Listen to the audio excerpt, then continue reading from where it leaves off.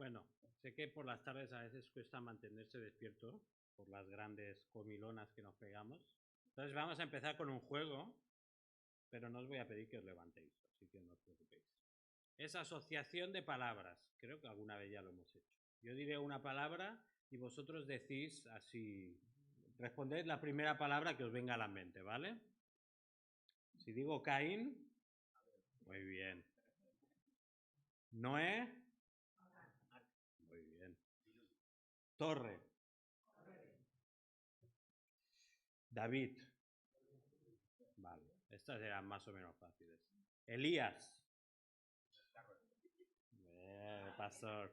Ah, bien. Carro de fuego. Subió de un torbellino, pero nos acordamos siempre del carro de fuego.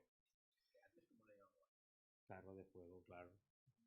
Eh, incluso funciona con números. Juan 3, 16, Ananías y Zafira. Muy bien. Jonás, ballena. Perfecto. Eso es lo que quería. Jonás, ballena. Hoy vamos a ver el primer capítulo de Jonás, pero la ballena casi que no la vamos a ver, ¿vale? Vamos a centrarnos en la primera parte. Y la historia de Jonás, pues la tenemos todos muy en la mente, me parece. La explicamos a los niños como si fuera muy bonita. Y bueno, la tenemos muy fresca. Pero vamos a ver si podemos aprender algo más de este, al menos del primer capítulo de Jonás. Y si queréis ir buscando en la Biblia el libro de Jonás, podéis irlo buscando, porque vamos a ir leyendo, comentando, leyendo, comentando. Y bueno, si no lo encontráis, está justo después de Abdías. Entonces, seguro que lo encontraréis. Muy bien, pues vamos a empezar. Jonás, capítulo 1, y en esta primera parte vamos a ver el plan de Dios. ¿Vale? Jonás, capítulo 1, versículo 1. Dice, vino palabra del Señor Jonás, hijo de Amitai, diciendo. Y en este primer versículo ya vemos un detalle que nos ayuda a comprender mejor todo lo que va a ocurrir a continuación en este relato. Dice, vino palabra del Señor a Jonás. Las primeras palabras del libro nos llevan a tener una cosa en cuenta. Todo lo que sucede a continuación, todo lo que viene después de estas palabras, es porque Dios ha tomado la iniciativa, porque Dios ha empezado la historia. Esta historia de Jonás no recoge la gran idea que tuvo un predicador de ir al extranjero a predicar a Dios. La historia de Jonás tampoco es, pues Jonás estaba aburrido en Israel y necesitaba nuevas experiencias y quiere ir a Nínive o al barco, sino que esta historia ocurre porque Dios quiso que ocurriera. Él es el que tiene la iniciativa. Dios es el que enciende el motor de la historia, el que pues mueve todas las fichas del tablero. Dios es el que toma la iniciativa. Entonces, todo el libro de Jonás lo que nos está enseñando es una cosa. Dios no se adapta a las circunstancias, sino que las circunstancias se adaptan a la voluntad de Dios. Dios es el que tiene la iniciativa y Dios es el que cumple su plan a pesar de lo que pase. O sea, Dios siempre cumple su plan. Entonces, vamos a ver cuál era la orden de Dios a Jonás. Vino palabra del Señor a Jonás, hijo de Amitai, diciendo, levántate y ve a Nínive, la gran ciudad, y proclama contra ella, porque su maldad ha subido contra mí.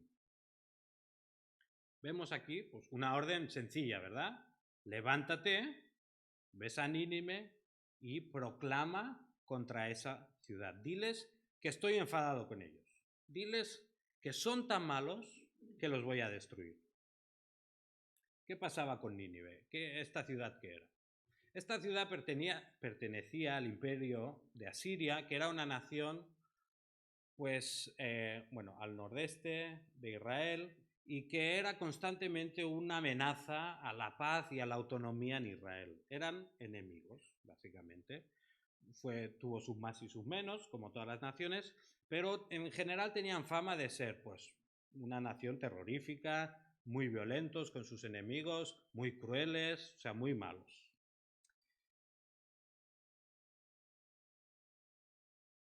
No sabemos por qué Dios envía a Jonás a Nínive. Quizá era Nínive la ciudad más mala de toda la tierra, no lo sabemos.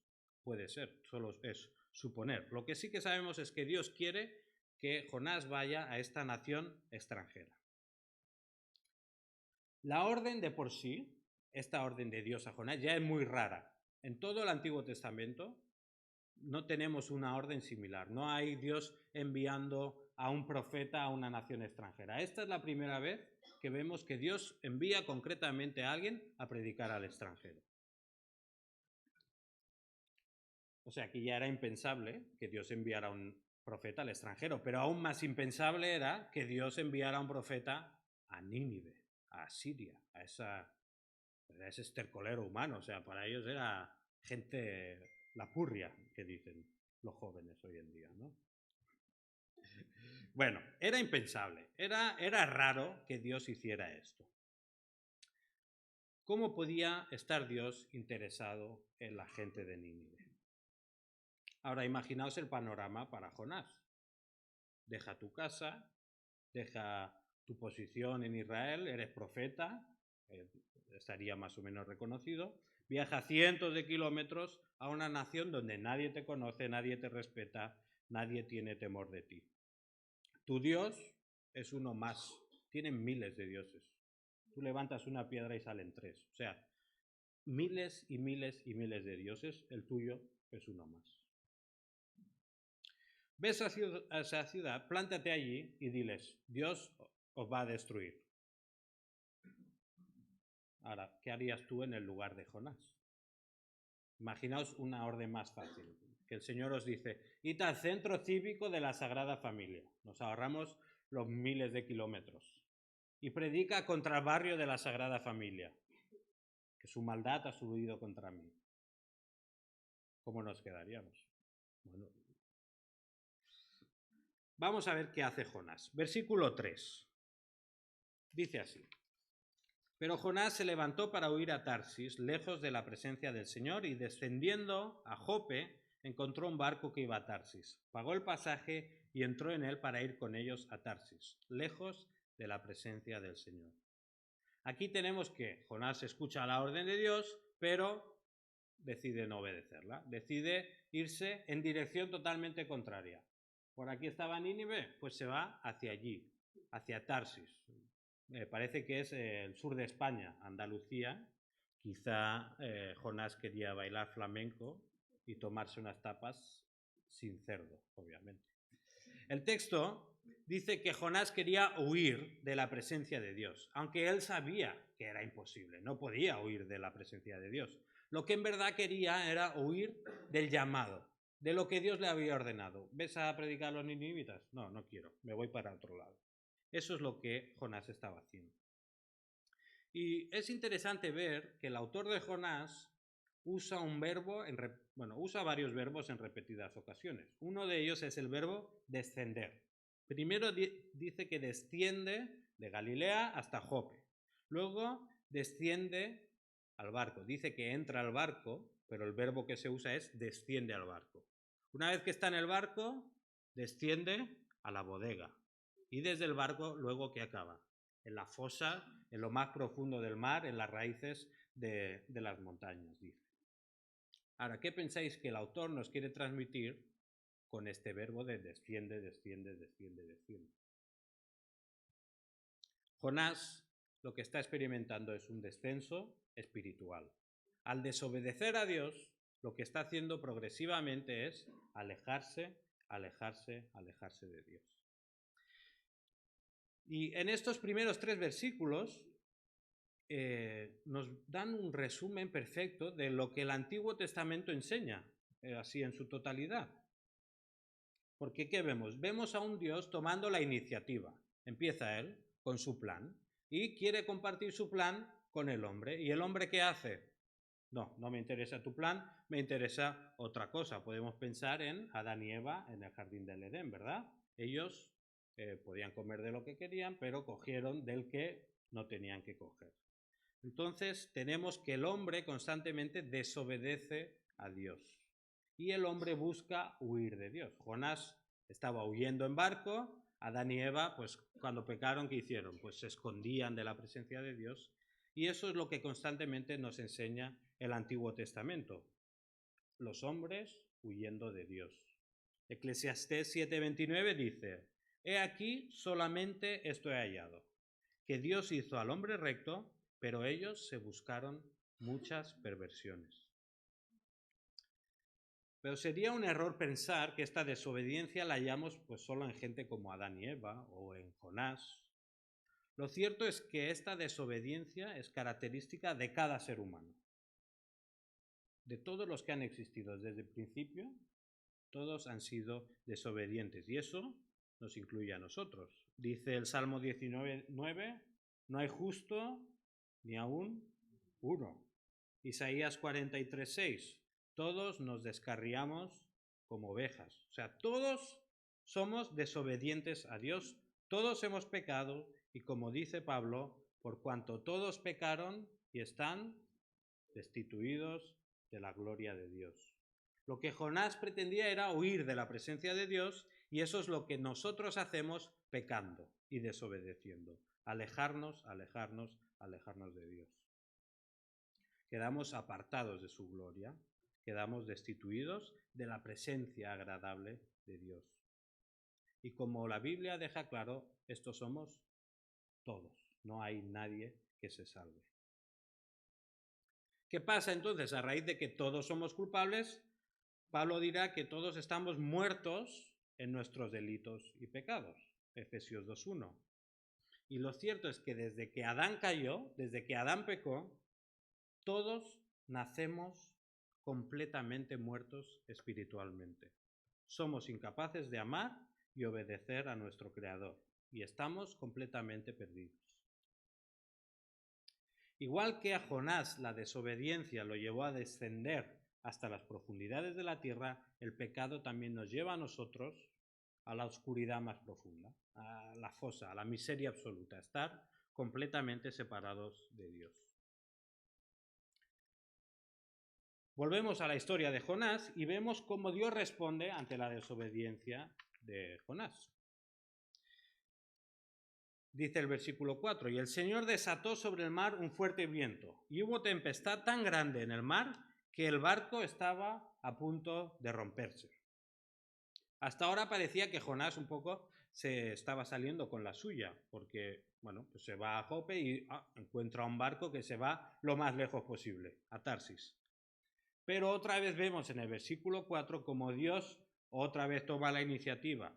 En este caso, ¿qué hace? Desata un fuerte viento en el mar. El original habla de arroja un viento, o sea, como si Dios tirara un viento al mar. Y el verbo arrojar también lo vamos a ir viendo repetido. Entonces tenemos que Dios, a consecuencia de la desobediencia de Jonás, arroja un viento salvaje sobre el mar, y el barco, ¿qué le pasa? Pues que está a punto de romperse, a punto de ser destruido. Y ahora un breve paréntesis. Otra cosa interesante de este versículo, en el original está como en tres partes diferentes. Dice: Dios controla el viento controla la tempestad, y la tempestad controla el barco. En verdad es Dios que está controlando el barco, ¿verdad? Pero Dios lo está haciendo a través de medios, o sea, de agentes intermedios, o sea, de medios secundarios. Y es importante tener este detalle en cuenta para entender bien el libro de Jonás y para entender bien toda la Biblia. Dios está en control de todo en todo momento. No hay ni una sola molécula en todo el universo que pueda actuar fuera del control de Dios. Volvemos, versículo 4. Vemos, por tanto, que Dios no se queda de brazos cruzados ante la desobediencia de Jonás, sino que en cierta manera lo castiga, envía este fuerte viento. Dios no puede ignorar el pecado.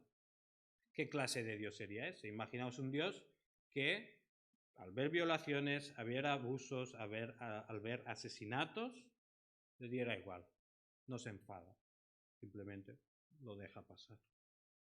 ¿Sería un Dios moralmente bueno? Yo creo que no. ¿Sería un Dios digno de adoración? Yo creo que no. Dios tiene que castigar el pecado porque Dios es bueno, porque Dios es santo. Y eso estaba haciendo con Jonás. Y eso tiene que hacer con nosotros también. Pero ¿qué problema había entonces? ¿Jonás estaba solo en el barco? Pues no, había más gente, ¿verdad? Había marineros que estaban sufriendo las consecuencias del pecado de Jonás. Vamos a ver cómo reaccionan estos marineros. Versículo 5. Los marineros tuvieron miedo y cada uno clamaba a su Dios, y arrojaron al mar la carga que estaba en el barco para aligerarlo. Pero Jonás había bajado a la bodega del barco, se había acostado y dormía profundamente. La tripulación del barco empieza a temer por su vida. Y no eran turistas en un crucero que ven 4 gotas y un par de nubes. Eran marineros, era gente que estaba acostumbrada a estar en el mar, era gente que ya había pasado por tempestades. Pero vemos que ante esta tempestad están aterrorizados. O sea, esta tempestad no es normal. Algo está pasando. Entonces, cada uno de ellos empieza a clamar a sus dioses, a los dioses que traían de su casa, pero no obtienen respuesta, por supuesto. De hecho, la tempestad es tan tremenda que ¿qué hacen? Arrojan al mar la carga que había en el barco. O sea, ya el viaje lo daban por perdido. Todas las ganancias que esperaban recibir quizá en Tarsis les daba igual. Ahora lo único que les preocupaba era sobrevivir. Y en medio de todo este horror, en medio del barco rompiéndose, los marineros clamando a sus dioses, tirando las cosas, ¿dónde está Jonás? ¿Dónde está el profeta de Dios? ¿Dónde está? ¿Tan espiritual? Está durmiendo. Había descendido a la bodega del barco y estaba durmiendo como un bebé. Bueno, esta expresión no la entiendo porque los bebés, la verdad es que no duermen muy bien, así que no la voy a usar más. Bueno, tenemos que Jonás había ahí descendido a la bodega y estaba durmiendo pues, bien tranquilamente. La ira de Dios se está manifestando con una tormenta, los marineros están a punto de morir y Jonás está durmiendo. ¿Sabéis qué estaba haciendo en verdad Jonás? Jonás le estaba haciendo lo mismo a los marineros que a los ninivitas. Porque Dios le había dicho, ves a Nínive y proclama contra esa ciudad porque la voy a destruir. O sea, la tormenta de la ira de Dios se iba a acercar a Nínive. ¿Y qué hacía Jonás? En vez de ir y proclamar, se fue a otro lado. Guardaba silencio. Ahora la ira de Dios se estaba manifestando, había tormenta, había tempestad, los marineros a punto de morir. ¿Y dónde estaba Jonás? Durmiendo. Jonás le estaba haciendo lo mismo a los ninivitas y a los marineros. Jonás estaba evadiendo su responsabilidad con ellos. Pero entonces en el versículo 6 encontramos un detalle muy interesante. Dice, el capitán se le acercó y le dijo, ¿cómo es que estás durmiendo? Levántate, invoca a tu Dios. Quizá tu Dios piense en nosotros y no pereceremos. Jonás duerme, pero el capitán del barco viene a despertarlo. Y ¿sabéis qué le dice después de cómo es que estás durmiendo? Dice, levántate y proclama. Las palabras en nuestro idioma las tenemos traducidas aquí como levántate, invoca. Pero en hebreo, levántate y proclama son las mismas palabras que Dios ha usado con Jonás al principio de levántate, ves a Nínive y proclama. Y aquí tenemos el capitán diciéndole, levántate y proclama. Es como si Dios, a través del capitán, estuviera despertando a Jonás y le estuviera llamando otra vez a cumplir con su misión. Y en este caso, su misión era mucho más urgente y más cercana, ¿no? El barco estaba a punto de naufragar, los marineros a punto de dormir. De dormir, no, de morir. Bueno, dormir bíblicamente, ¿no? Dios vuelve a tomar la iniciativa y despierta a Jonás de su sueño profundo. Y en el versículo 7 vemos a Dios que sigue dirigiendo todas estas cosas, porque ¿qué hacen los marineros? Echan a suertes, a ver, bueno, esto es culpa de alguien seguro. Pues vamos a ver de quién es. Y no penséis que eran 4 tripulantes y bueno, pues sí, le tocó a Jonás porque eran pocos. No sé cuántos serían, pero yo qué sé, como mínimo 20, ¿vale? Pues imaginaos.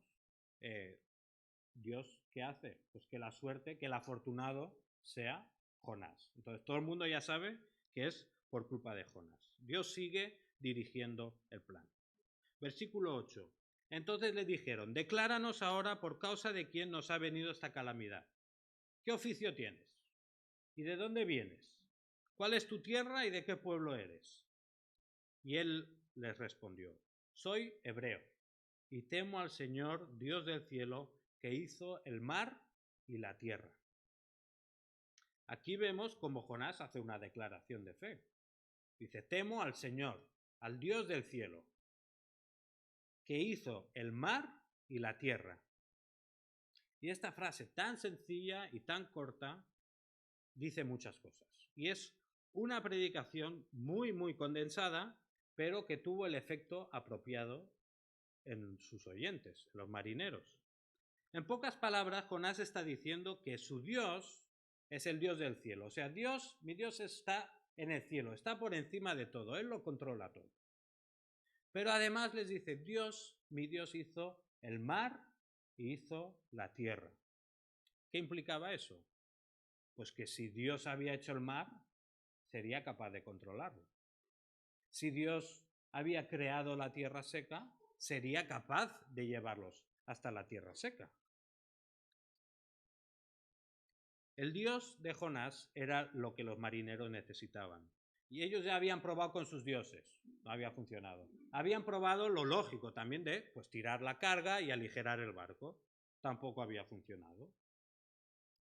¿Cuál era su única esperanza? El Dios de Jonás, el Dios único y verdadero. Entonces, después de saber todo esto, los marineros llegan a una conclusión. Versículo 10. Los hombres se atemorizaron y en gran manera y le dijeron, ¿qué es esto que has hecho? Porque ellos sabían que él huía de la presencia del Señor, por lo que él les había declarado. O sea, Jonás no solo había dicho eso, sino que luego les había explicado algo más, ¿vale? Y el versículo 11 dice, entonces le dijeron, ¿qué haremos contigo para que el mar se calme en torno nuestro? Pues el mar se embravecía más y más. Después de ver todo el panorama y entender que la culpa era de Jonás, que estaba huyendo de Dios, le preguntan, ¿qué haremos contigo? ¿Qué vamos a hacer?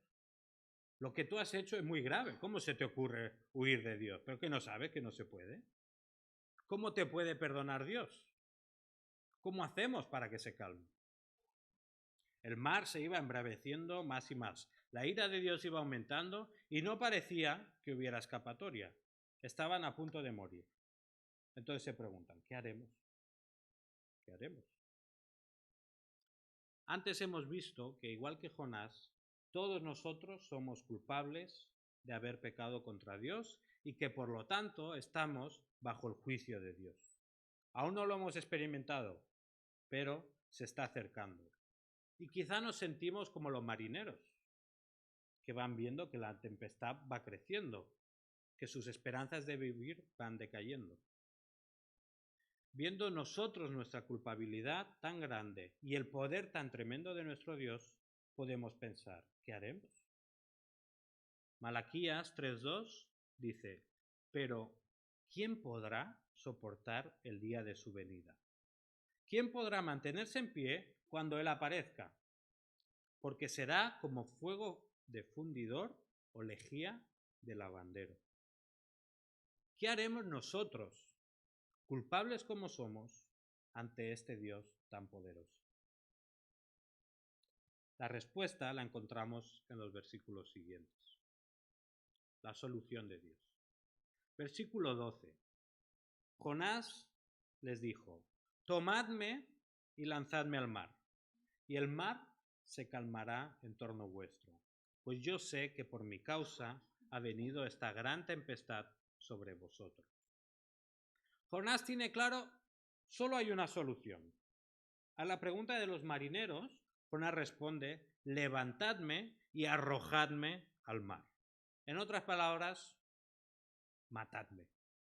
Tirar a un hombre al mar en esas condiciones de tempestad, era garantía de que el hombre iba a morir. O ya sea ahogado, ya sea de un golpe de una ola, ese hombre iba a morir. Y Jonás lo sabe, es consciente de que va a morir si aplican su solución, pero aún así sabe que es la única opción que tiene. Versículo 13. Los hombres se pusieron a remar con afán para volver a tierra firme, pero no pudieron, porque el mar seguía embraveciéndose contra ellos.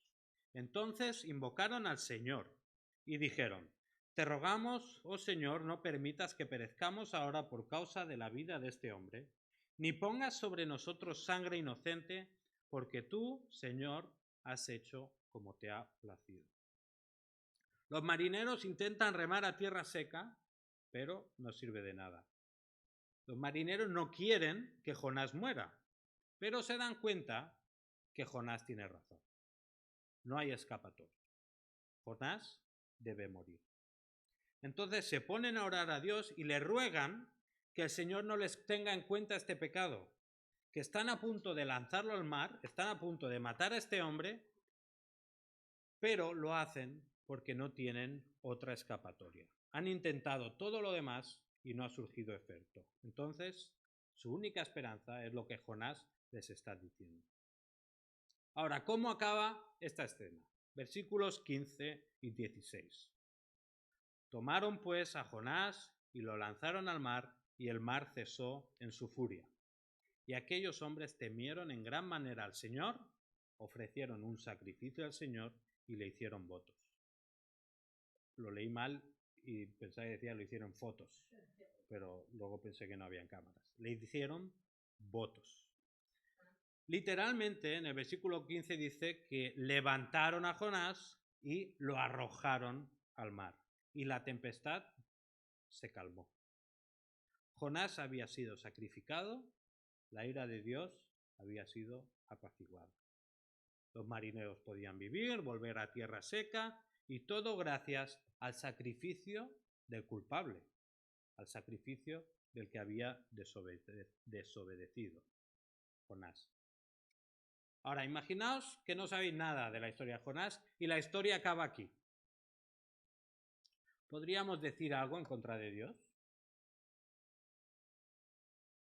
¿Estaba siendo justo con Jonás o quizá era demasiado severo? A ver, solo le había desobedecido en lo de ir a Nínive, y lo que le pedía de ir a hacer a Nínive pues era bastante complicado, ¿verdad? Quizá no hacía falta enfadarse tanto. Cuando pensamos que quizá Dios es muy severo o que no tiene motivos suficientes para actuar de esta manera, en verdad lo que estamos diciendo es que el pecado, la desobediencia a Dios, no es tan grave. A veces, bueno, pensamos que pecamos, pero es lo normal, ¿no? A Dios no le importa mucho. Nos imaginamos que Dios pues es como un abuelito cósmico que deja hacer lo que quiere a sus nietos terrestres, que son un poco rebeldes. Pero Dios no es así. Dios no puede pasar por alto el pecado porque Él es justo. Dios no puede ignorar el pecado porque Él es santo. Podemos pensar que quizá quedarnos en el sofá perdiendo el tiempo no le importa. Podemos pensar que decir alguna que otra mentira es comprensible. Podemos pensar que desear el cuerpo de otro, hablar mal de nuestros hermanos, ignorar nuestra Biblia o pedir sin fe, pues son cosas que no le importan mucho a Dios. Pero no es verdad. A Dios le importa todo esto y a Dios le enfada todo esto, porque Él es un Dios santo y Él es un Dios justo. Números 14:18 dice: el Señor es lento para la ira y abundante en misericordia. Esto está bien, ¿no? Me gusta. Y perdona la iniquidad y la transgresión. Seguimos bien. Pero ¿cómo acaba este versículo? Dice: mas de ninguna manera tendrá por inocente al culpable. Dios es paciente es misericordioso, es perdonador, pero de ninguna manera tendrá por inocente al culpable. Luego, ¿qué leemos en Romanos 6:23? La paga del pecado es muerte. Entonces, si todos somos culpables, todos hemos pecado, si la paga del pecado es la muerte, ¿cuál es la conclusión lógica? Todos debemos morir. Por tanto, si la historia de Jonás acaba en este punto, con la muerte de Jonás en el mar, ¿hay alguna injusticia? No. Dios estaría siendo perfectamente justo. Jonás estaría muriendo por su propio pecado y fin de la historia. Incluso, igual que Jonás muere, tendrían que morir todos los personajes de esa historia, porque todos habían pecado. Igual, todas las personas que han existido en la historia tendrían que haber muerto, ¿verdad? ¿Y quién quedaría sobre la tierra? Nadie. Si desde la primera vez que pecaste hasta ahora, Dios está teniendo misericordia de ti. Si Dios no te mató en el primer instante que pecaste, Dios está teniendo compasión de nosotros. Ahora, ¿es este el mensaje de Jonás? ¿Justicia divina? ¿Es esto lo que vemos en la Biblia desde el principio hasta el final? ¿Un Dios justiciero? ¿O tiene la Biblia otro mensaje? ¿Cuál es el principal mensaje del libro de Jonás? Dios es compasivo.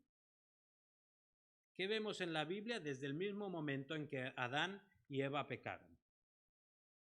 Dios tiene misericordia. Miqueas 7, 18 y 19. Dice, ¿qué Dios hay como tú, que perdona la iniquidad y pasa por alto la rebeldía del remanente de su heredad? No persistirá en su ira para siempre, porque se complace en la misericordia. Volverá a compadecerse de nosotros, hollará nuestras iniquidades. Sí, arrojarás a las profundidades del mar todos nuestros pecados. ¿Qué Dios hay como el nuestro que perdona la iniquidad? ¿Qué Dios hay como el nuestro que perdona los pecados?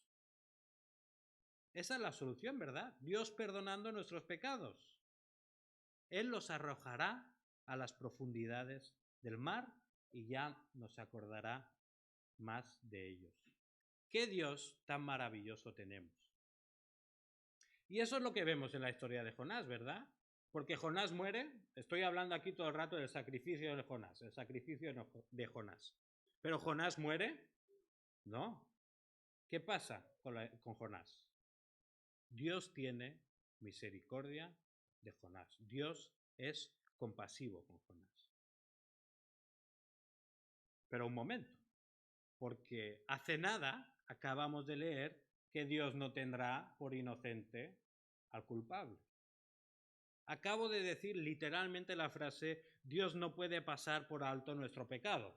Y Miqueas 7 acaba de decir, pasa por alto la rebeldía del remanente. ¿Me estoy contradiciendo yo? ¿Se está contradiciendo la Biblia? ¿Cómo es posible que Dios perdone al culpable? ¿Se vuelve Dios injusto al perdonar al pecador? ¿Podemos presumir de tener un Dios muy compasivo, pero más o menos justo? ¿Cómo puede Dios perdonar nuestros pecados y seguir siendo justo? Pues la clave está en lo que significa el versículo 19 que hemos leído en Miqueas. Arrojarás a las profundidades del mar todos nuestros pecados. Cuando leímos esto, al menos yo en mi vida, cuando leía este versículo, ¿qué me imaginaba? Pues que Dios cogía mi gran bolsa de pecados, con una mano no le llega, o sea, necesitaría todos sus brazos enormes para coger solo la mía, solo mi bolsa de pecados, Iría al barco y ¿qué haría? Pues la vacía, ¿verdad? Y mis pecados en las profundidades del mar, completamente perdonado, ya soy libre. Pero ¿qué pasa si nos fijamos en la historia de Jonás? ¿A quién lanzan del barco? ¿A la desobediencia de Jonás? ¿Lanzan acaso la falta de compasión de Jonás? ¿O su pereza? ¿O su sueño? ¿A quién tiran al mar? Tiran a Jonás. De la misma manera, para arrojar nuestros pecados al fondo del mar, estos van acompañados de un sacrificio, de una persona. ¿Y quién es este sacrificio? Jesús, que es Dios hecho hombre. ¿Cómo perdona Dios nuestros pecados? Jesús carga con nuestro pecado y se lanza voluntariamente a las profundidades del mar de la ira de Dios. Él muere en nuestro lugar. Él sufre en nuestro lugar. Esta es la compasión de Dios. Romanos 5:8. Pero Dios demuestra su amor para con nosotros en que siendo aún pecadores, Cristo murió por nosotros. ¿Por qué se salvó Jonás de su desobediencia? Porque siglos después Jesús iba a morir en su lugar. Y este Jesús que muere en el lugar de Jonás y este Jesús que muere en nuestro lugar es alguien formidable. En algunas cosas se parecía Jesús y Jonás. ¿Os suena a alguien que se duerme en medio de una barca, en medio de una tempestad tan terrible que es capaz de asustar a un grupo de expertos pescadores? ¿Quién os suena? Jesús. Ostras. Y mientras Jesús está durmiendo, los tripulantes de esa barca, ¿qué tienen que hacer? Tienen que ir y decirle el qué. Esto está en Marcos 4:38. Dice, maestro, ¿no te importa que perezcamos? ¿No es lo mismo un poco que estaba preguntando el capitán a Jonás? ¿Cómo puedes estar durmiendo? ¿Que no te importa que estamos muriendo aquí arriba? Ahora aquí terminan las similitudes entre Jonás y Jesús. ¿Por qué? Porque ¿qué hace Jesús en ese momento? ¿Qué hace Jesús en medio de esa tempestad? Marcos 4:39. Y levantándose, reprendió al viento y dijo, mar, cálmate, sosiégate. Y el viento cesó y sobrevino una gran calma.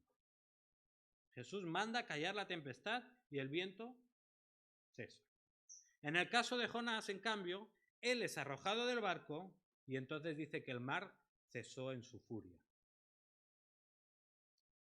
¿Por qué esta diferencia tan grande? ¿Por qué Jonás no podía haber, desde el barco, haber dicho, mar, párate, el viento, calla? ¿Qué diferencia había entre ellos dos? Bueno, el pecado es verdad, no lo había pensado. El pecado sí, pero ¿qué diferencia aún más grande había entre ellos dos? Pues la diferencia que había entre los dos, el que estaba en la barca en Galilea era el mismísimo Dios. El mismo que había hecho el mar, el mismo que había hecho la tierra, como decía Jonás. Y este Dios hecho hombre era diferente a Jonás en otra cosa también, en lo que habéis comentado, el pecado. Jesús obedeció al Padre desde su nacimiento hasta su muerte de forma perfecta. Y esta perfecta obediencia le llevó a ser levantado en una cruz donde el Padre arrojó su ira perfecta y santa en su Hijo. ¿Para qué? Para que todo aquel que en Él cree no se pierda, mas tenga vida eterna. Esto es un Dios compasivo y este es el mensaje de Jonás. Dios es compasivo y Dios tiene misericordia. Ahora, ¿qué hacemos nosotros con esta historia? ¿Qué podemos aprender o aplicar en nuestra vida? Primero, Jonás nos muestra a un Dios que lo tiene todo bajo control. Nos muestra a un Dios cuya voluntad no puede ser esquivada. ¿Qué quería Dios de Jonás? Que fuera a Nínive y predicara a los gentiles, a una nación extranjera. Jonás se niega y se va al barco a huir de ese llamado. ¿Pero qué acaba pasando en el barco? Jonás predicando a los gentiles y los gentiles convirtiéndose. ¿Qué pasó en Nínive? Los gentiles convirtiéndose. La desobediencia de Jonás no era sino un medio que Dios usó para llevar a cabo su plan y para salvar también a estos marineros. Y tener un Dios que está en los cielos, que está en control de todo, nos debe consolar y dar confianza cuando ocurren cosas que no entendemos, cuando nuestros familiares sufren o mueren, cuando nuestras empresas o nuestros ministerios fracasan, cuando todo lo que hemos trabajado durante mucho tiempo no da resultado. Podemos confiar en que Dios está activamente dirigiéndolo todo para cumplir sus propósitos. Y de la misma manera, aunque todo parezca ir mal, podemos confiar en las palabras del salmista en el Salmo 138:8, que dice: el Señor cumplirá su propósito en mí, eterna, oh Señor, es tu misericordia. No abandones las obras de tus manos. Dios está en control de todo y en Dios tenemos que descansar. Pero, ¿cuál es la otra enseñanza de Jonás que hemos dicho? La principal: Dios es compasivo. La compasión de Dios y su misericordia. Y cuando envía a Jonás a Nínive, realmente lo que quería hacer Dios, ¿qué era? Compadecerse de Nínive. Ya sabía que no la iba a destruir, ¿verdad? Pero si nos fijamos en la historia, vemos que Jonás constantemente disfruta de la compasión de los demás, pero él no quiere la compasión para otros.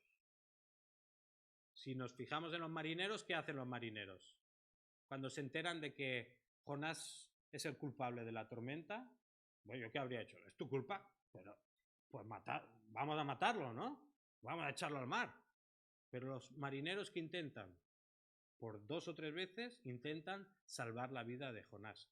Los marineros, los gentiles, tienen compasión del profeta de Dios. Mientras que el profeta de Dios, ¿qué estaba haciendo? Antes que estaba durmiendo en la bodega. ¿Qué pasa más tarde en la historia? Jonás va a Nínive, predica, proclama contra la ciudad y Dios, la ciudad ¿qué hace? Se arrepiente y Dios ¿qué hace? Se compadece y no los destruye. ¿Y qué hace Jonás? Se enfada. Se enfada Jonás de que Dios tenga compasión de ellos cuando ¿quién ha tenido compasión de Jonás? ¿Qué tenía que haber hecho Jonás? Morirse en el mar. Pero Dios tiene compasión, lo rescata con el pez.